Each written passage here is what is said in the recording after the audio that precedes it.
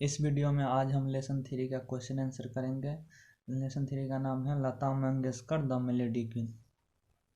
चलिए बच्चों, आज इस चैप्टर का line by line question answer करते हैं। और इसमें जो जितने भी एक्सरसाइज में जितने भी जो कुछ भी है प्रश्न उत्तर ट्रांसलेशन वर्ड मीनिंग उसको सबको करते हैं। पहला क्वेश्चन कर रहा है, हु इज कॉल्ड स्वर सम्राज्ञी, यानी स्वर सम्राज्ञी किसे कहा जाता है।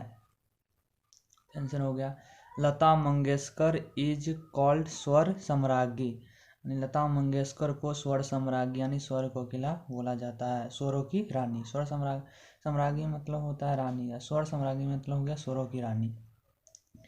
अगला क्वेश्चन है, which award C gave up, उन्होंने कौन सी पुरस्कार को त्याग दिया, छोड़ दिया। गेव अप माने छोड़ देना। तो आंसर है सी gave up the Filmfare best female playback singer award. तो उन्होंने गिव अप उन्होंने छोड़ दिया। क्या छोड़ दिया? Film fair best female playback singer का जो अवार्ड था उसको छोड़ दिया। अगला क्वेश्चन है, why did she give up the eight award. Why did she give up that award, उसने यह अवार्ड क्यों छोड़ दिया। तो सी गेव अप उन्होंने छोड़ दिया दैट अवार्ड उस अवार्ड को टू प्रमोट फ्रेश टैलेंट, यानी नए नए जो सीखने वाले थे, टैलेंटेड पर्सन थे फीमेल में, औरत में, उसको प्रमोट करने के लिए, उसको बढ़ावा देने के लिए उन्होंने उस अवार्ड को त्याग दिया। आगे क्वेश्चन है V.2 में, answer in not more than 50 words, यानी 50 शब्दों से अधिक में उत्तर नहीं देना है, अर्थात 50 शब्दों से कम में उत्तर देना है। पहला क्वेश्चन है, what was the earlier name of Lata, यानी लता जी का पहले पूर्व का नाम क्या था। वाई वाज इट चेंज्ड, और इसको क्यों बदल दिया गया। तो आंसर हो गया the earlier name of Lata was Hridaya. Lata ji का अर्लियर नेम यानी पूर्व, अर्लियर मतलब तो पूर्व का, पहले का, यानी पूर्व का नाम हृदया था। अब अगला क्वेश्चन करा, वाई वाज इट चेंज, इसको क्यों बदल दिया गया। तो her parent renamed her Lata after a female character Latika in one of her father's pledge.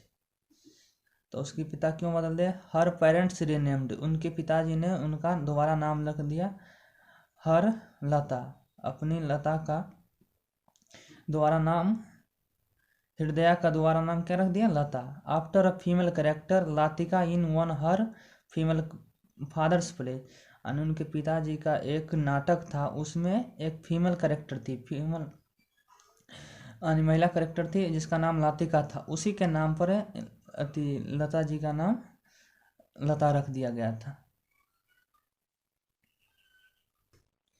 अगला क्वेश्चन है question number 2, Lata ji refused to accept, Lata ji ने एक्सेप्ट करने से मना कर दिया the Filmfare award, Filmfare award को मानने से यानी लेने से मना कर, स्वीकार करने से इनकार कर दिया, यानी मना कर दिया।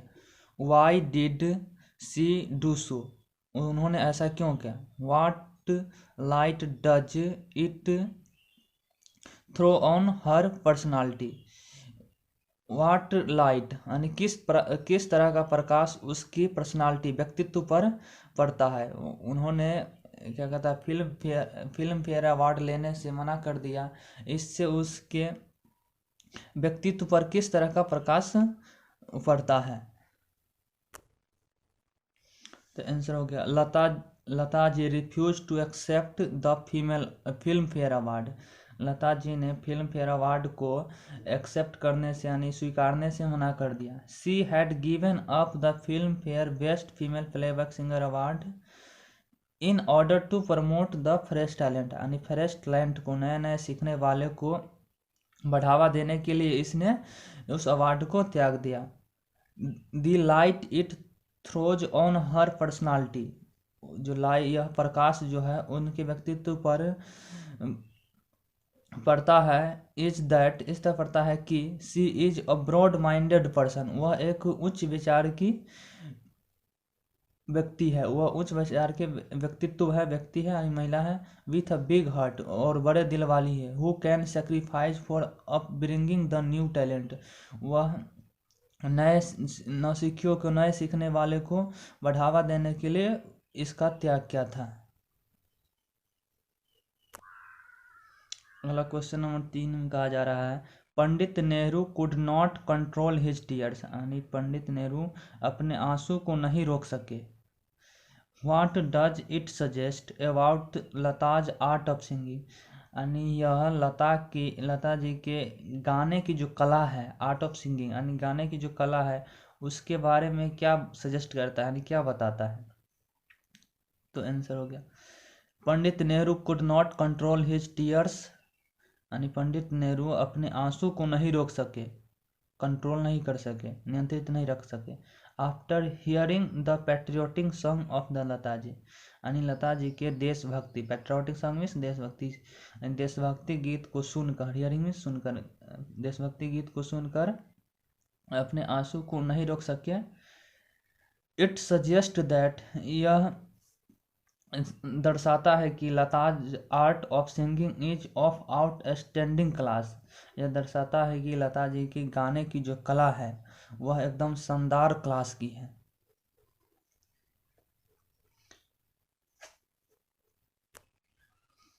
अगला क्वेश्चन है C.1, go through the text again and again, यानी टेक्स्ट में बार बार जाइए, and give the meaning of the following words, और जो नीचे दिए गए वर्ड है उसका मीनिंग बताइए। तो पहला वर्ड है सेक्रीफाइस, सेक्रीफाइस का इंग्लिश में मीनिंग हो गया गिव अवे, और उसका हिंदी में मतलब मीनिंग हो गया त्याग देना। दूसरा शब्द है पैट्रियोटिक, पैट्रियोटिक में होता है having love for the country, यानी देश के लिए प्यार रखना, तो उसको हिंदी में हो गया देशभक्ति। नेटिव, अगला वर्ड है नेटिव, नेटिव का इंग्लिश मीनिंग होता है बिलोंगिंग टू बर्थ प्लेस, यानी जन्म स्थान से संबंधित, उसका हिंदी में मतलब हो गया जन्म स्थान से संबंधित। जेस्चर, जेस्चर में होता है काइंडनेस और पोस्चर। दयालुता, और पोस्चर में हो गया संकेत, हाव भाव। C.2 में कहा जा रहा है, find out the opposite of the following words from the text, यानी बुक से जो नीचे दिए गए शब्द है उसका अपोजिट बताओ। तो डिसऑनर, डिसऑनर में हो गया बेइज्जती करना, सम्मान नहीं देना, तो ऑनर में तो होता है सम्मान। यूजुअल माने हो गया सामान्य, तो अनयूजुअल माने हो गया असामान्य। प्रोटेक्शन हो में सुरक्षा होगा, तो अनप्रोटेक्शन माने असुरक्षा हो गया। मोर्टल, मोर्टल में होता है मरणशील, जो मर जाता है। इमोर्टल में हो गया अमरणशील, जो नहीं मरता है। डी में दिया हुआ ग्रामर, ग्रामर में कंजंक्शन के बारे में दिया गया है। रीड द फॉलोइंग, पहला कर her father was a classical singer, उनके पिता एक क्लासिकल सिंगर थे, एंड अ थिएटर आर्टिस्ट, और एक थिएटर आर्टिस्ट यानी रंगमंच के कलाकार थे। तो देखो इसको कैसे तोड़ा गया और किस शब्द से जोड़ा गया। Here we see two traits of the same person, यानी ट्रेट्स होने होता है गुण लक्षण, एक ही व्यक्ति के दो गुण बताए गए हैं, ज्वाइंड बाय यूजिंग एंड, और एंड से जोड़ा गया है। जैसे classical singer and theatre artist, तो ये व्यक्ति का गुण है, ट्रेट्स है, जिसको एंड से जोड़ा गया है।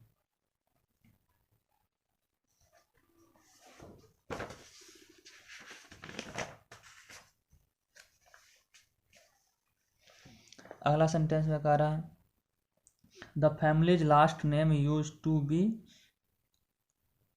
Hardikar but Dinanath change it to Mangeshkar, यानी फैमिली का लास्ट नेम हार्दिकर पहले उपयोग होता था, लेकिन दीनानाथ ने इसे मंगेशकर में बदल दिया। तो यहाँ कह रहा है, here what is use to join two opposite thing or things contradicting in nature, तो कह रहा है बट का उपयोग दो विपरीत चीज़ों को या दो कंट्रास्टिंग थिंग, मतलब जो विरोधाभासी वस्तु होता है, विरोधाभासी चीज़ होता है, उसको जोड़ने के लिए बट का इस्तेमाल किया जाता है। अब कह रहा है, now insert either and or but to complete the following sentence, आप इस खाली जगह में या तो एंड जोड़िए या तो बट जोड़िए ताकि सेंटेंस पूरा हो जाए। तो हम सेंटेंस को पढ़ेंगे और अपना सेंस लगा के एंड जुटेगा या बट जुटेगा इसको देखते हैं। तो कह रहा है he is a naughty boy, वह एक नटखट लड़का है, गुड इन स्टडीज, और पढ़ने में अच्छा है। तो क्या होगा कि वह एक नटखट लड़का है लेकिन पढ़ने में अच्छा है, तो यहाँ पर होगा बट गुड इन स्टडीज, तो यहाँ पर होगा बट। दूसरा सेंटेंस है ही इज अ प्लेयर और सिंगर, यानी वह एक खिलाड़ी है और गायक भी है। तो यहाँ पर क्या होगा and, he is a player and a singer, यानी व्यक्ति का क्या है यहाँ पर एक प्लेयर मतलब उसका एक गुण है और खेलना एक उसका भी, खेलना उसका एक गुण है और गाना उसका एक गुण है। तो क्या करता है दो गुणों को, दो क्वालिटी को जोड़ने के लिए एंड का उपयोग करते हैं। तो यहाँ पे होगा and. Raju shouts loudly in the playground, यानी राजू प्लेग्राउंड में खेल के मैदान में बहुत जोर से चिल्लाता है। और speak very slowly in the class, और क्लास में बहुत धीरे बोलता है। तो ये क्या हो गया, एक जगह तो बहुत जोर से चिल्लाता है और एक जगह बहुत धीरे बोलता है, मतलब ये अपने आप में विरोधाभास है, कॉन्ट्राडिक्टिंग थिंग है। तो यहाँ पे आ जाएगा बट, तो होगा Raju shout loudly in the play ground but speak very slowly in the class, तो यहाँ पे हो जाएगा बट। अगला है ई में everybody has a hobby what is yours, यानी कह रहा है प्रत्येक लोगों का अपना एक हॉबी होता है, आपका क्या है। कह रहा है discuss in groups your hobbies and then complete the sentence given below, यानी आप एक ग्रुप बनाइए उसमें डिस्कस कीजिए और आपका हॉबी क्या है उसके हिसाब से भरिए। तो कह रहा है आई एम अ, तो जो गर्ल है वो गर्ल भरेगी और जो बॉय है वहाँ पे बॉय भरेगी। आई स्टडी इन क्लास, तो यहाँ पे 6 हो जाएगा क्योंकि 6 ये जो बुक है 6 क्लास का है, तो ऑलमोस्ट सभी लोग 6 क्लास के ही होंगे, लेकिन जो ग्रुप में 6 क्लास के नहीं होंगे वो 5 के होंगे तो 5 भर सकते हैं। आई एम फॉन्ड ऑफ, मैं शौकीन हूँ। अब अलग अलग व्यक्ति का अलग अलग शौक हो सकता है, किसी का प्लेइंग माने खेलने का हो गया, किसी का सिंगिंग गाने का हो जाएगा, किसी का डांसिंग हो सकता है, किसी का रीडिंग हो सकता है, किसी का वाचिंग टीवी हो सकता है। तो जिसका जो हॉबीज है वो यहाँ पे भर दे, playing, singing, dancing, reading, watching TV, कुछ भी भर सकते हैं। ये उस व्यक्ति की हॉबीज पे इच्छा करते हैं, यानी उसकी मतलब जिस चीज़ में इंटरेस्ट हो अपना यहाँ पे भरे। I in the evening after I finish my homework, मैं अपने होमवर्क पूरा करने के बाद करता हूँ। टेक स्लीप, यानी सोते हैं, या टेक बाथ नहाते हैं, तो यहाँ पर हो जाएगा टेक स्लीप, यानी रात में काम करने के बाद आदमी क्या करता है, सोने चला जाता है। I lot of time to my hobby, तो यहाँ पे होगा गिव। आई गिव मतलब मैं अपने हॉबी को, मतलब जो शौकीय काम है उसको बहुत सारे टाइम देता हूँ, तो गिव हो जाएगा। I give lot of time to my hobby. I want to grow big and become a, मैं बड़ा होकर, I want to grow big, मैं बड़ा होना चाहता हूँ, बिकम अ सिंगर डांसर, मतलब आप क्या बनना चाहते हैं यहाँ पर, अगर सिंगर बनना चाहते हैं तो यहाँ पर बिकम अ सिंगर होगा, डांसर बनना चाहते हो तो बिकम अ डांसर होगा। F.1 में कहा जा रहा है translate the flowing into English, यानी नीचे जो दिया गया है उसको इंग्लिश में ट्रांसलेट कीजिए। मुझे गाना गाना अच्छा लगता है, तो इसका इंग्लिश में ट्रांसलेशन होगा I like to sing a song. अगला सेंटेंस है मुझे कहानियाँ पढ़ना अच्छा लगता है, तो I like to read stories. अगला सेंटेंस है मैं बड़े होकर क्रिकेटर बनना चाहता हूँ, तो I want to become a cricketer after becoming elder. I want to become a cricketer after becoming elder, मैं बड़े होकर क्रिकेटर बनना चाहता हूँ। अगर translate the following into Hindi, यानी नीचे जो दिए गए हैं उसको हिंदी में ट्रांसलेट कीजिए। I am fond of watching TV, तो होगा मैं टीवी देखने का शौकीन हूँ। अगला सेंटेंस है I want to become Lata Mangeshkar, इसका हिंदी हो गया मैं लता मंगेशकर बनना चाहता हूँ।